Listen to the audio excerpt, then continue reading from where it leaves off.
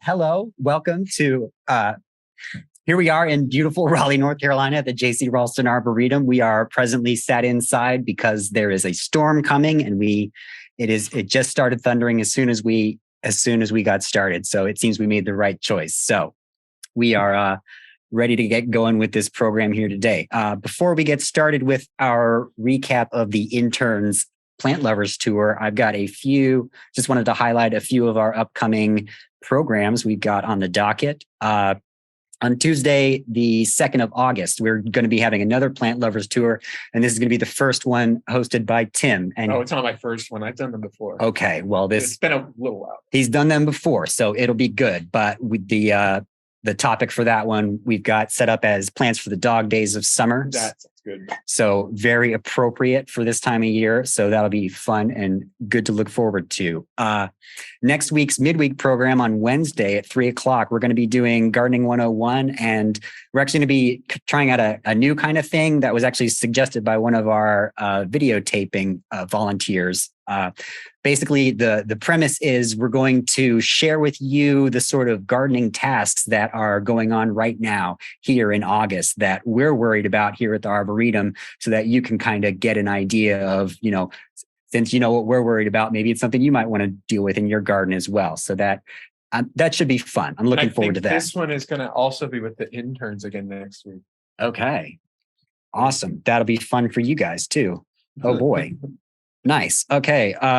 Looking further ahead, we've got a couple Tuesdays from now, on the 9th of August, we've got an evening garden stroll on that day, and the garden will be open later for people to come in and to enjoy. I believe we're going to be open until 7:30 that day, and it'll be a good chance to see the garden at a different time of day. And with that said, since this is the midweek program, we don't really need to go too far into the future, but I would like to just kind of highlight the 27th of August, we're going to be doing a morning symposium entitled Intro to Gardening in the South, which should be fun and enjoyable and very informative. We're going to be talking about, problems gardeners specific to the South face. So if you're new to the area or if you're new to gardening at all, that'll be absolutely full of information, and that'll be a good time as well. Okay. And so I believe that is enough of introducing the upcoming events. So I will get started here, and we will play the first segment of the tour because our interns introduced themselves in that. And so here we go. Let's get started. Hey everybody, welcome to our Plantsman's Tour. I'm Mark Wethington, director of the JC Raulston Arboretum, and this is always one of the staff's favorite tours. One, because we get to see a little bit of the personality of the interns when they're start talking about their favorite plants and what they like. But two, we don't have to give the tour. We get to sit around and enjoy the tour like y'all do at home. So we're going to start off with introducing our interns. They're going to tell you name, what year they're in, where they're going to school, what they're studying, what their interest is, anything that they want to let you know. I'm Danielle Clade. I'm a rising senior at NC State, and I'm studying horticulture science. My name is Matthew Steele, and I'm going to be attending the University of Florida this fall to study plant science with an emphasis in landscape and greenhouse industries. Hey, I'm Morgan Bacon. I'm rising junior at NC State this year. I'm studying horticulture science with concentration in landscape design and urban environments. Hey, I'm Dylan with a Y Winstead, and I go to NC State. I'm a rising senior, and I study horticulture science, landscape design. My name is Michael Entwistle, and I'm also a rising senior at State, and I am also in horticulture. And I also have the same concentration as Dylan with a Y and Morgan. So, yeah, not with a Y. No Y in Morgan. All right, we're going to get going.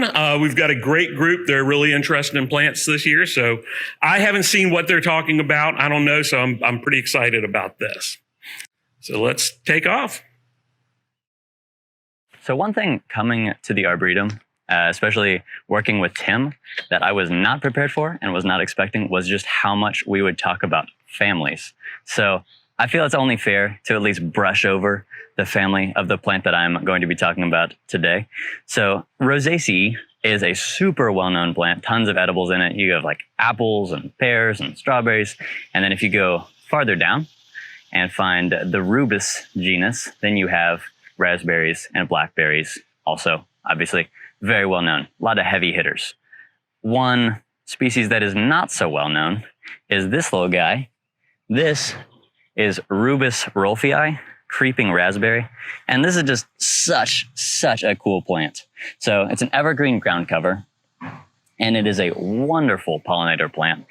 Especially about a month ago, it was just buzzing with bumblebees. And I mean, you get honeybees, you get butterflies as well, but bumblebees especially absolutely love this thing. And one of the coolest things about it, let's see if I can find one, is actually the berries themselves are these really cool ornamental, like golden raspberries, and they are edible. They aren't like the best tasting thing on the planet, but they're not bad, to be honest with you. They're like kind of tart, pretty nice. Again, the ornamental value, an evergreen ground cover. I feel like if you're gonna have an evergreen ground cover, like obviously you need those pretty often. You might as well have one that pollinators love, and that you can take a little munch out of every now and again. I don't know that I would like, again, make a pie or like make jam out of it. I think Chris might have done that, who was on staff until recently. I think he made a pie at one point. I have no idea how that went, but it varies obviously year to year how the harvest is. But if you have more sun, you'll have more berries, and then you'll have a better time with that. One thing that I've heard about when I was researching this plant that I can't speak to personally is apparently it can have really nice fall color. I saw some really cool colors, like some really nice deep maroons and reds, but I think that's probably not in zone 7B. I think you're probably going to want to go colder. It's hardy from about 6 to 10. So probably around 6 is when you'd actually get more of the really cool fall color. But again, a really cool plant, pretty resistant to, deer and rabbits.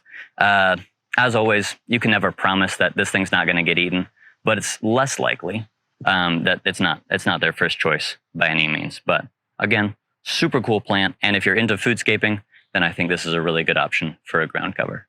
So yeah. Okay, so if there are any questions, we have speakers set up, so you are able to unmute yourself and ask your questions, and our interns will hear it, and hopefully they will be able to answer you. Or you also have the option of just typing it into the text chat, and I can relay it to them here and now. So.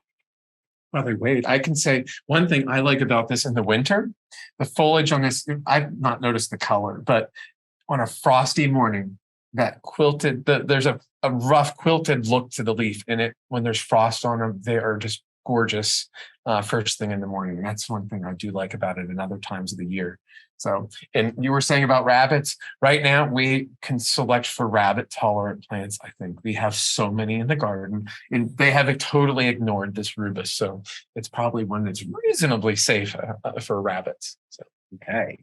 So Michael, you'll like this. Nancy Sutton asked a very easy question for you. It is, could you share the botanical name again, please? Yes, I can. It's Rubus Rophii. Okay. Should I spell it? It's written. It'll be fine. So Diane is asking, where is this plant? Where is this plant? In the garden? In the garden, I should assume. It's up on the by the what is it? It is located across from the geophyte border in Asian Valley. There's also some growing, I believe, still in the White Garden as well. Though the ones in Asian Valley are wild collected from seed that Mark collected in Taiwan, while the ones in the White Garden are a cultivar, which I think it's emerald carpet or something, which you commercially find. I don't find fruit on it though very often. Versus the seed-grown ones. And there's a little bit in the parking lot as well. Yes. Right. Okay. And I think it's great that we came inside. It's pouring right now. It is absolutely pouring, and y'all missed a huge thunderclap while the video was wrapping up. So yes, it's very good we're inside. All righty. Marilyn Gist is asking, how aggressive is it, and does it need to be contained? Can you go on that popular? I wouldn't call it super aggressive. It's a nice ground cover. It can spread, but it's not deep rooted, which so many of your rubus, like your standard blackberries and raspberries, they spread underground by rhizome. And once you got them, they're a pain to get rid of. This only roots into the top 4 to 6 inches of the surface of the ground. So it's not a hard one to pull back if you need to. I've had, I think I've pulled it back once or twice in the area where it's at, but it's not bad by any means whatsoever. And you can get rid of it if you want to. But it's easy to transplant as well because of that too. Dense shade, I found it's weak growing, but it does survive in the dense shade. And then where it's in bright partial shade to sun, it's most happy, and forms a real thick, weed impenetrable ground cover. But like I said, it's not itself a hard one to get to maintain. It's not going to eat your whole garden up. It's easy to maintain. Okay, so somebody did ask about cultural requirements, and you just hit some of that. Yeah. How about moisture requirements for this one? When we had dry years, some dry spells, because it is shallow rooted, I found that it did not like that so much. When we have our normal, evenly moist years, like actually right now, we're getting a good rain. It's had no problem, but there was one year, and I can't remember if it was, we planted it, doing some math, thinking back, it's been in the garden since probably 2009 or 10. I think 9. There was one year, it might have been 10 or 11, we had a dry summer and it did suffer. But again, it was because that shallow rootedness, it would benefit from a little bit of irrigation. And I do run irrigation in the area where it's most productive in the Asian Valley. So. Nice. And one final question about Rubus Rophii. They're asking if it's a native plant. Nope. It is Taiwan is where Mark actually collected, but I think it goes into both Japan and China, Korea area. So East Asia. So it's not native. Awesome. Okay. And we'll get going with this next clip. Okay, so this tree here is the paperbark maple, Acer gracium. I'll start with the family that it's in, Sapindaceae. That includes other examples would be horse chestnut, lychee, which is a tropical fruit, or soapberry trees, Sapindus. But this is native to China, native to mountain woods in central China. It actually is threatened over there. So it's nice that we're having it cultivated here in the North America and the States. It's quite hardy. It's hardy to zone 4, tolerating as low as -30 degrees. It is not too picky about soil. It can tolerate a variety of soil types, including sand, loam, or clay. And this paperbark maple, it's somewhat prevalent in the United States. There aren't a whole lot of genetic variation. So if you were to try to grow it by seed, a lot of times it's not fertile. But this is actually a little more rare because this is an actual cultivar compared to the regular species that is seen across the United States.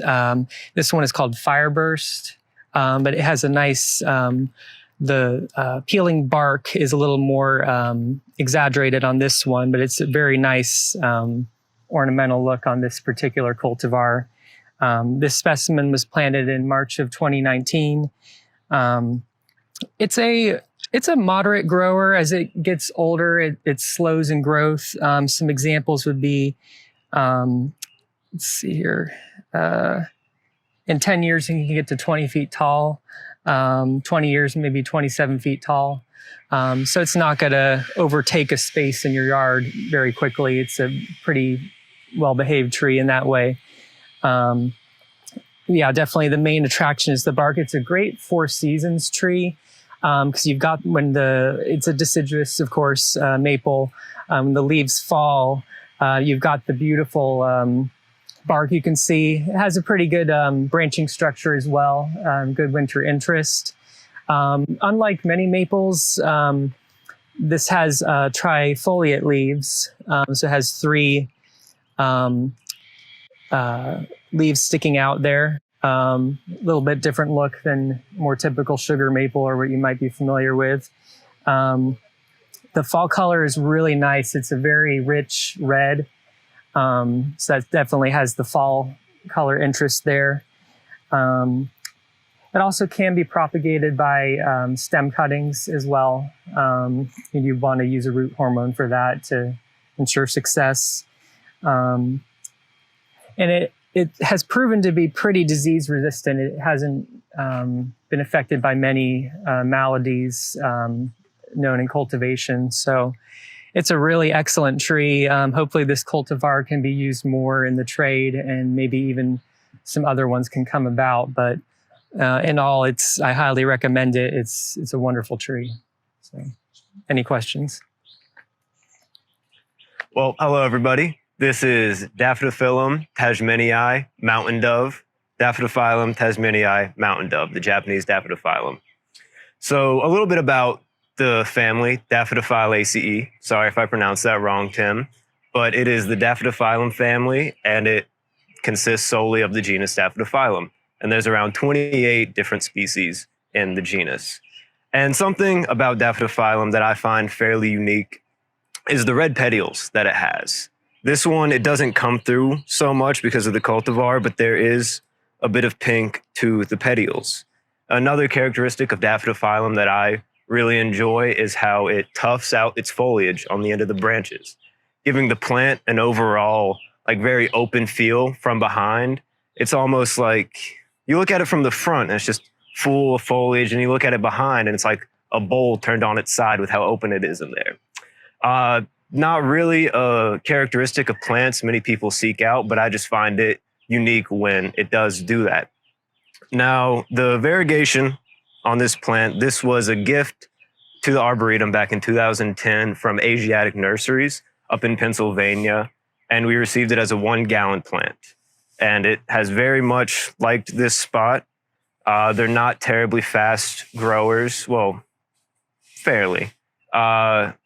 And yeah, in the rare plant auction a couple years ago, a 1-gallon pot of these sold for around $400. So it is a very desirable plant, and it's very, very difficult to propagate. I looked online this morning about purchasing them, and you can buy for $150 a 3-quart pot, and they're all sold out. So very, very difficult to find and actually purchase. But when it comes to variegation on a plant, this one is absolutely one of my favorites. Every leaf is so different, and you even have ones that are almost like completely cream colored. It's just absolutely beautiful. And yeah, any questions? Oh wait, one more thing. It is native to southern Japan on the coastline, which makes the straight species of Daffodophyllum tasmanii a very popular roadside plant in Japan due to its high salt tolerance. Okay, so somebody pointed out in the chat that they were not able to hear Tim super well when the microphone was far away from his face, so we'll just put it closer to our face when we talk for the benefit of everyone at home. Okay, so somebody did ask, do these maples, this is a question for you, do these maples support insects and wildlife like our native maples? To my knowledge, not particularly. I believe basically honeybees, other pollinators may use the flowers for that, but it is not particularly known for that. But it could support, I mean, it's not a native, but it should be able to support those pollinators to some degree. Okay. And remember, if you have any questions, you are more than welcome to unmute yourself and ask the interns directly. But it's looking like Nancy Ash is asking, does this Daphnophyllum revert? From what I've seen, I have not seen any reversion on the plant. It does actually a pretty good job staying true to the variegation, and Mark confirmed that with me as well. There's not really many reversions to the leaves.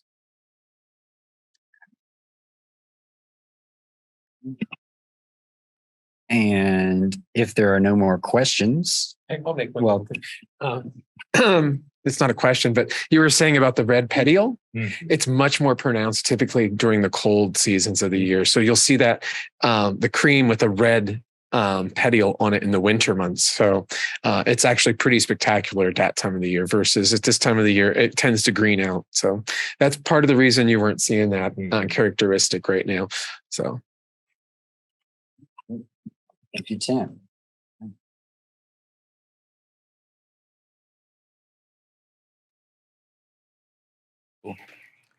So for my first plant, I wanted to do a cool foodscaping option because I feel like, well, I just like foodscaping, to be honest with you. And for my second, I wanted to do a really cool shade gardening option because I feel like shade gardening it can be underappreciated, especially with the things you can do with foliage. And yeah, I mean, you can still play around with flowers too, but oftentimes you don't have quite the access to the number of different well-known flower plants.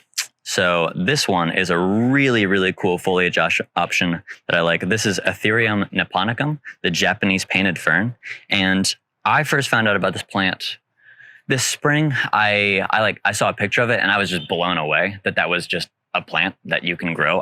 It kind of broke my brain a little bit. And even the variety in this one species is so, so cool. So even right here, you have the wild type right here, which is like the really nice, like lime colored one. The most common one that you'll see in gardens probably is this one with like the silvery fronds. There are a couple different cultivars that have like really, really pretty showy like variegation. Like this one, I believe this is lemon cream, but there's also limelight, which is another one that you'll see pretty often. And then even if you like the fasciation, the cresting, then there's even forms like this one. One that is another really cool option for Ethereum Neponicum that we don't currently have at the Arboretum, I think we might have in the past we haven't had in the past, is a red fronded variety. Super pretty. So yeah, you have tons of different color options and habits, even for this one species. So you could make a planting with just this plant and actually have a decent amount of variety. Some real beauty in a shade garden. Like I said, it prefers a little bit of shade. It can handle different light conditions, but oftentimes, especially for the variegated forms, more light will kind of wash out the color. And so you'll get more of just the wild type looking thing, which isn't bad. It's a beautiful plant as is, but usually what you're looking for is like the silver, the yellow, the red. So it prefers a little more shade to get those really nice colors. And then it'll often form clumps. It's not really weedy at all, unless you make it really, really happy, which it is in the Lath House. So there are tons of little sporelings, especially of this lemon cream one, that just pop up all over the place throughout the Lath House. For me, if I'm gonna have a weed, I'd like it to look like that. But yeah, it's usually not an issue in most gardens. But if it has really nicely drained soil, a lot of irrigation, and then dappled sunlight throughout the day, then you're probably gonna get sporelings that just pop up. But again, by no means a weedy plant. It doesn't take over. Usually it stays where it's planted and just clumps. So yeah. Any questions about Ethereum Neponicum, the Japanese? All right, so this plant right here is Econodorus Bractiatus Lantau lady. Econodorus is a pretty common aquatic plant. If you're into aquariums at all or aquatic plants, you might have heard it called Amazon sword or burrhead. And if you do have aquariums, you might have seen the smaller Econodorus. They are sold in like pet stores and stuff because they can be put in aquariums. But this Econodorus specifically, I thought is really cool because it was actually found in Hong Kong on Lantau Island. That's where it got its name. But what's odd about that is that it's native to Central America and then northernmost South America. So that's kind of a far, I don't know how it ended up in Hong Kong, but I thought that's kind of cool. Another thing I really like about this plant is that the leaves are really big, but also very like hardy. They're plasticky feeling, so they don't tend to get like shredded up like some other large leaf plants. And it can it is aquatic, but it can also handle like bogs or just muddier areas, anything that's just consistently moist. And the foliage is really awesome, but the flowers are really beautiful. It's just like the cherry on top. They bloom in early June, and they can last until October. So that's a pretty long bloom time. And this plant specifically was planted in 2 3-inch pots in 2018, and it's really filled out really nicely. So that gives you an idea of how fast it can grow. Okay. So with regards to the Japanese painted fern, Michael, Jenny is asking, well, she says, my Japanese painted fern keeps disappearing and reappearing at a different time. Do you have any ideas why that happens? You don't have any ideas? I do not. Okay.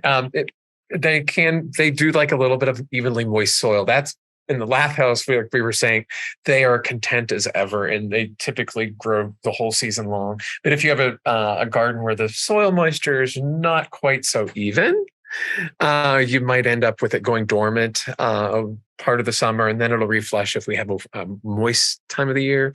That could be what's happening. They are also deciduous, so don't expect that one to come as spend the winter as a visible plant. It's going to die down to the ground and turn brown.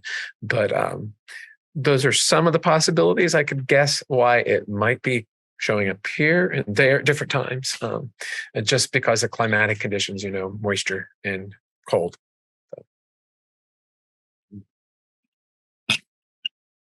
So just want to, if there's any questions, feel free to ask them, but I would like to know, there are a lot of cultivars of Ethereum Neponicum, Michael. Do you have any that you are particularly fond of?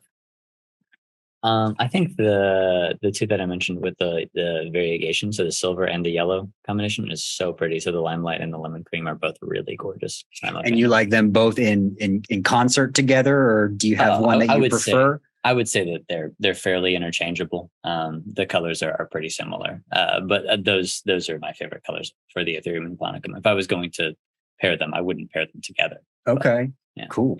Okay, awesome. Okay.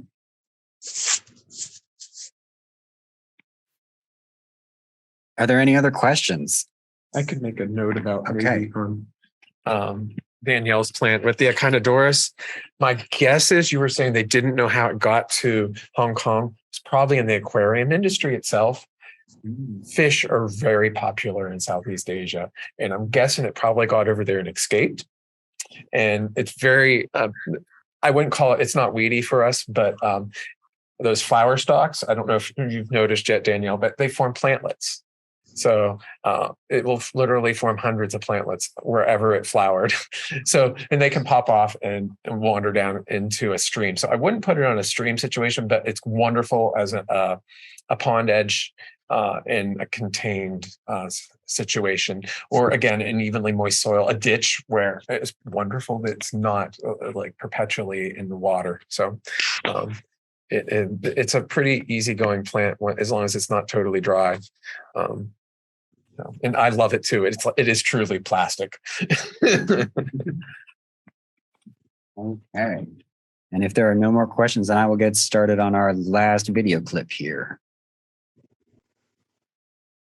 All right, so the next one I'm talking about is this albizia right up here. It's the albizia coriana, the Korean mimosa. Right now, you can see there has some dead branches, so it needs some pruning, but it is a really cool tree. And the reason it's really cool is it's actually endangered in the wild, and it's pretty rare in cultivation, so there's not that many of them out there. The foliage is really like a typical mimosa, so it has the pinnately compound leaves, which I think is really pretty. And the flowers just finished, so we missed it, but they are like a typical mimosa flower, but they're like a white cream, which is really pretty. So when it's in bloom, it's like a little poof of cream. It's really nice. You can actually see some of these dead branches actually show you what it looks like in the winter when all the leaves fall. It has a really cool architecture. So it's like these twisted branches, and the silhouette is just really, really nice. So really year round, it has a lot of interest. This one was actually started from seed, I believe. And around the 80s, we got the seeds from the National Arboretum. And it started in 88, we have it recorded as 2 feet tall. So it's since grown a lot. The blooms, like I said, it was in early June. It was a few weeks. So not as long as the typical mimosa, because those are still blooming. But they also noted that it's pretty drought tolerant once it's established. So yeah, any questions? Okay, so my tree here I'm doing is Eucalyptus Camphora. This is a good representation of the eucalyptus family. Myrtaceae family actually is the larger family the eucalyptus genus is part of. But eucalyptus is a huge genus. Almost all of them are native to Australia. I think there's one that extends into the Philippines, New Guinea, a few of the surrounding area there. But not all eucalyptus are cold hardy to grow in Raleigh, but there are a select few that can. In Australia, the ones that are native that can grow here in Raleigh would be ones that are from higher elevation areas, usually, that do get colder. So one of them that has turned out to be cold hardy here is the Eucalyptus Camphora. This one is native to Queensland through New South Wales and Victoria. It's found in low-lying areas of the high plains and valleys there. It does prefer a little wetter soil in its native habitat, but it is very adaptable, and it can tolerate drier soils as well, sandy. The one thing about eucalyptus is they're not typically very nutrient needy. In fact, too much, especially phosphorus or just a lot of the other main fertilizer chemicals can actually adversely affect it. They do well in pretty poor nutrient soil usually. But eucalyptus are known for being very fast growing. Eucalyptus is similar. Unlike many eucalyptus, which grow very tall, Eucalyptus camphora is usually only a medium-sized tree at the most. In its native habitat in Australia, it sometimes can almost grow as kind of like a thicket. So yeah, this is a good one that if you wanted to plant at your home, it doesn't get humongous. It has been documented to be fully cold hardy here. Its limit is about zone 7. Even in zone 6, it has shown to be almost grown like a perennial. It'll sprout up from the roots. What's really neat about many eucalyptus and Eucalyptus camphora in particular is that it has a lignotuber.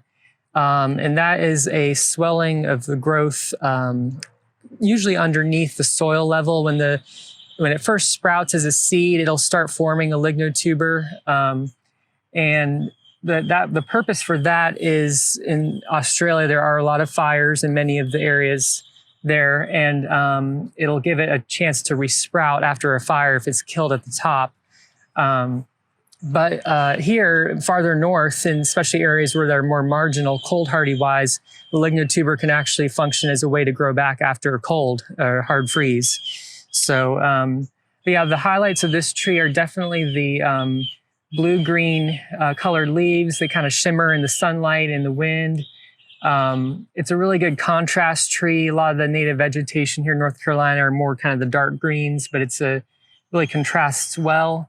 The fast growth, it would require to probably stake it up as it's growing if needed. One thing about that, back where I'm from in Northwest Florida, I tried growing a eucalyptus, and it was very lanky. And what I've read, though, is that you don't want to completely stake it all the time so it's completely rigid. You want it to flex to some degree so that it can develop natural resistance. But if it's like flopping all the way over, you can still stake it. Just let it kind of still have some looseness there. But this does flower in Australia, which even though it does get somewhat cold in its native habitat for the Eucalyptus camphora, it will flower there kind of sporadically. but here in throughout the year. But here in Raleigh, it's going to be only flowering during the summer to fall. Several days ago, I did see a few flowers on it, but they're very small. They're kind of fuzzy looking, only about that big. They're kind of on a cup-shaped structure. They are very attractive up close. The bees really like them, so it is good for pollinators. And after the flower comes a capsule that releases. Usually in the wild, it'll release if usually by fire is how that releases. But it does grow well by seed. You just kind of break open the capsule. You kind of sprinkle the seeds in some soil. Usually just sprinkle a little bit of sand on top of it, and they usually sprout pretty readily. But yeah, it's a great tree if you want just a different look. It looks a lot different than the native vegetation around here. See if there's any more highlights here. The smell of these leaves are really good. It's great for floral arrangements and like potpourri, stuff like that. Not all eucalyptus species have a really good smell. The one that you usually see in the florist industry is the silver dollar Eucalyptus cinerea. But this one actually has a very similar smell to the silver dollar eucalyptus, so it's a very good one for that purpose. The compound in the leaves is called eucalyptol, and that's what gives it the smell. Let's see. Some people try to propagate eucalyptus by cuttings, but that's almost universally never really works. So the only way to do it is to grafting. That's pretty uncommon. So again, the most primary way is by seed. This one was planted in April of 2011, and it was acquired by the NCSU Forestry Department. But yeah, in all, it's an amazing tree, and definitely should be used more in the area, Southeast United States. All righty. So with respect to the albizia, I guess somebody noticed that the one we got out in the garden, it branches up a lot towards the top. They were asking, does it always branch out at the top? It's a good question. Susan, I'm not sure. Our plant, it's actually getting a little bit old. It looks a little, like Daniel said, it has some dead branches in it, but it's more of a rounded tree. It's not the wide, low-spreading branches that I've seen on the Albizia julibrescens that you see so commonly growing as a weed tree around here. So it has a little bit different habit than that. So yeah, it's more rounded. And speaking of the weediness of our Albizia julibrescen that we've got around here, someone is asking if this one propagates as easily as that one does. That's a big question there. We get requests for seed from ours, and it is a pain to collect it. Often the seed, if it is viable, gets infected by worms. And probably if we are getting seeds that are viable, they're probably a good chance they're hybrid. They're promiscuous enough. We have one of only a handful in the country, unfortunately, of the Coriana. So there aren't many outside of Korea apparently, and it's very rare. They used it as firewood and decimated it. But so yeah, it's not one that's going to overly become a weed, though. I do get seedlings, which, like I said, are probably hybrid, though they could be true. It doesn't have high fertility because there's so little genetic variability available. So. Alrighty, and someone is asking about the eucalyptus. They are asking, does it have a traditional eucalyptus scent when the leaves are crushed? Yes, I would say so. This one has a kind of that distinct kind of, when you go to like a floral shop or something, you have the eucalyptus. This one to me does smell a lot like that. So definitely, yes. Okay, and there's a series of questions about the size of the eucalyptus. Are they all big? Do they have dwarf varieties, or can you even train them into a bush? Yeah, there are a lot of variability within eucalyptus genus of different species. The Camphora is actually not as huge growing of a tree. Again, kind of more medium size at the most, which would be like maybe 40 feet, something like that. But there are some other cold hardy ones that can grow in Raleigh that do get larger. But yeah, so yeah. Okay. Can it be air layered? Do you know? I never came across any information in my research saying you could, but yeah, I'm not quite sure. Do you know, Tim? Nope. No idea. Okay. And one final question about the eucalyptus. Are they short-lived trees? I think generally one could say they are more short-lived just because they grow faster compared to like a native oak or something like that, or even a native maple. Because they do grow pretty quickly and they do get to their full size quicker than many trees, and thus their lifespan will be a little shorter as well. Okay. And it's looking like there aren't any more questions in the chat. So I think this will be a good place to wrap this up. So thank you all so much for joining us today on this recap of the Interns Plant Lovers Tour. I'm sure they were all incredibly comfortable listening to their own voices and then having to be put on the spot about what they just talked about. So they made it through it. We're proud of them. And so, yeah, thanks again for stopping by and come and see us on the next midweek program.